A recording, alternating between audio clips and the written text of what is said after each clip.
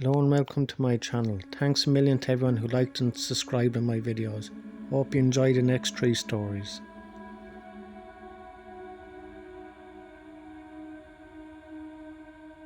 This actually happened to my best friend Chris. His family just bought a new TV and they were thinking of just throwing their old one away. Chris' older brother John suggested to their dad Rick that they should sell the old TV on Craigslist to make some easy cash.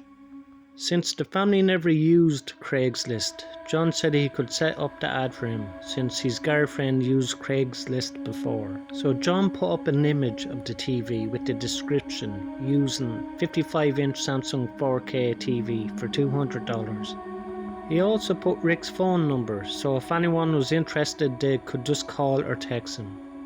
A week later, Rick got a call from a guy who introduced himself as Toby, and he said he was interested in the TV and wanted to know if he could come by the house at 10 o'clock the same night to pick it up.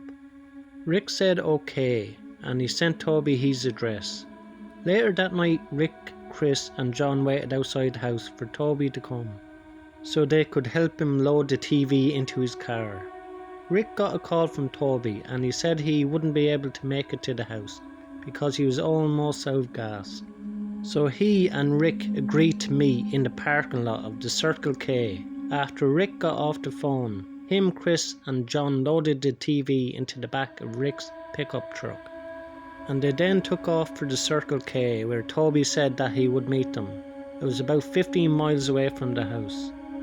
When they got there, they pulled up into the parking space next to the gas pumps where Toby was filling up his car. It was a black Nissan Altima.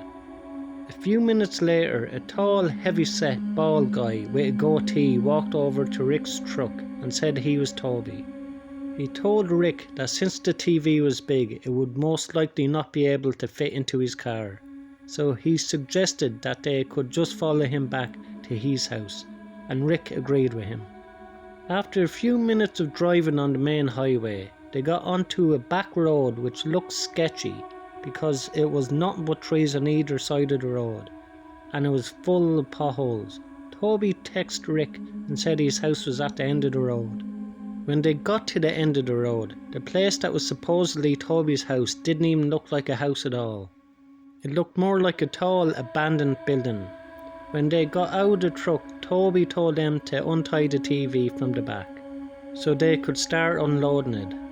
After they untied the TV, they turned around and saw 3 large men emerge from the back of the car, and they all pulled out guns, including Toby. They threatened to kill them if they didn't give them all that they had on them. Rick, Chris and John didn't hesitate, so they all gave the guys their wallets and phones, and they obviously took the TV too.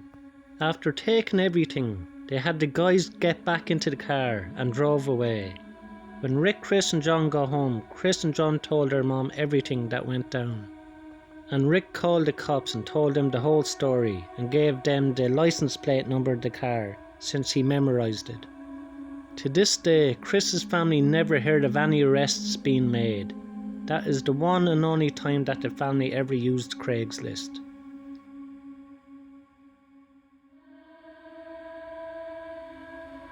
Back in 2012, when Craigslist was more popular, I'd say, my house was broken into and robbed.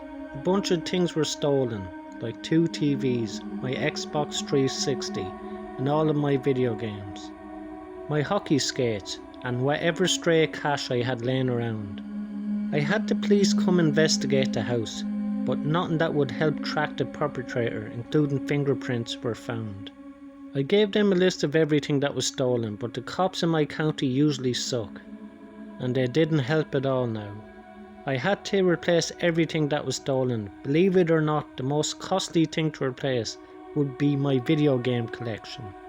But I was starting with the replacement TVs. I went to Craigslist and there was an ad that was posted earlier that day for a 40-inch Panasonic TV for a low price. Panasonic was the brand I had, so I contacted the seller and drove to his house that night.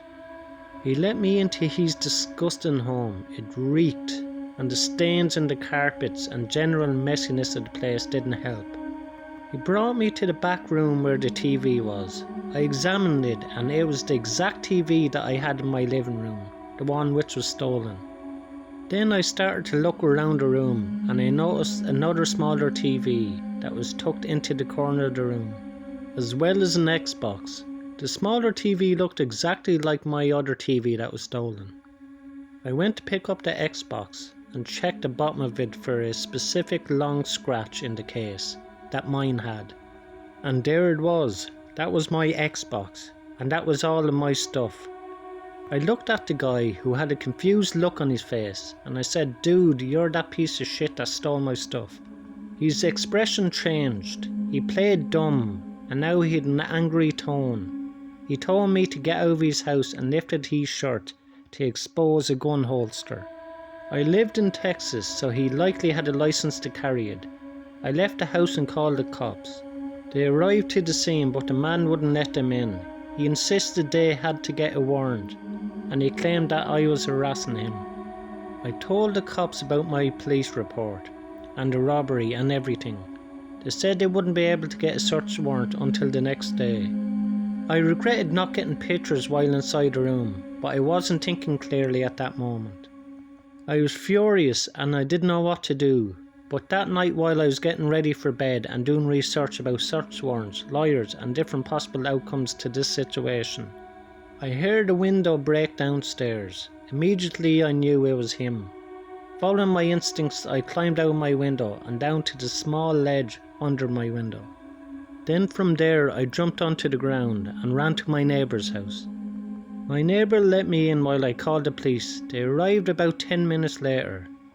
I handed the police my spare key I had hidden at the side of the house, and they investigated the house again, guns drawn this time. And inside they found him hidden under my bed. If that's not terrifying, I don't know what is. When I said earlier that cops usually suck, yeah, this was the one time I actually loved cops here.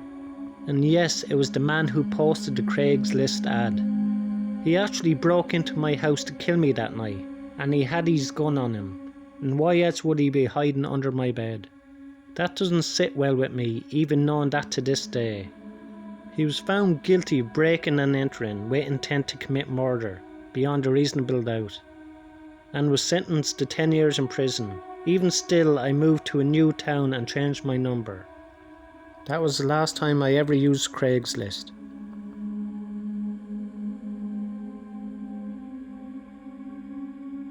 I had just turned 19, and for my birthday my parents got me the newest Samsung Galaxy, and I wanted to sell my old phone, so I listed on Craigslist.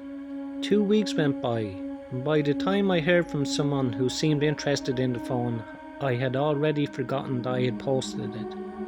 Eventually, I got back to the person to see if they were interested in meeting me at the local Walmart, and they explained that they could meet me in the parking lot the following night.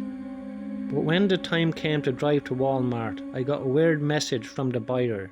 They texted me to ask if I wouldn't mind meeting them in the employee parking lot behind the store. So I asked if they worked there or not. They explained that they didn't, but that it was usually less crowded than the main parking lot. I reluctantly agreed to meet them, but there was a little voice in the back of my head telling me that I should just cancel. I pulled into Walmart, parked at the back of the store where the employees typically parked, and texted the buyer where they could find me. My head was on a swivel as I waited for any sign of someone who would be looking for me there. There was no one around, at least not that I could see. After a few minutes I got a text. They said, "Hey, I'm here, meet me by the side of the store. I don't see you anywhere." I looked towards the store but I didn't see anyone standing there. But I shrugged and figured, what's the harm? I got out of the car and started walking towards the building. There was a chill in the air, but beyond the sound of the wind it was pretty quiet. As I got closer to the wall, I felt goosebumps. I couldn't explain why I was so nervous, but I knew that something was about to go wrong. I got to the side of the building and stood under one of the lights to make sure the buyer could see me. And I started to look around. That's when I saw something that was really strange to me. As I looked towards my car, I noticed what looked like someone walking around the parking lot. It was hard to see them since I was standing in the light, and they weren't, but I could swear that they were walking towards me. I assumed it was the buyers, so I lifted my hand and waved towards them. I planned on greeting them with a smile, but that was quickly wiped away from my face. I noticed another shadowy figure walking through the parking lot. I squinted my eyes to hopefully see things a bit clearer, and I was horrified when I saw at least 4 people walking through the parking lot towards me. At first I tried to tell myself that they were just employees, but my body didn't want to listen to my head. Fight or flight mode kicked in, and I took off as fast as I could around the side of the building, towards the closest entrance, and it turns out my instincts were right, because as soon as I started running, I heard the sound of people running after me. I managed to make it into the store without any of them catching me. As soon as I was inside, I walked up to the customer service desk and asked them for help. I told them that I was just chased through their parking lot and didn't feel safe going back to my car. They told me I could call the police if I wanted, but I wasn't sure what good that would do. Instead, a group of employees decided to walk me out to my car. They requested that in the future I don't park in the employee parking lot. But other than that, I was just happy to be on my way home. I saw that I missed a text from the buyer. The last thing I wrote before blocking my number was, "We're sorry we missed you. I'm never using Craigslist again."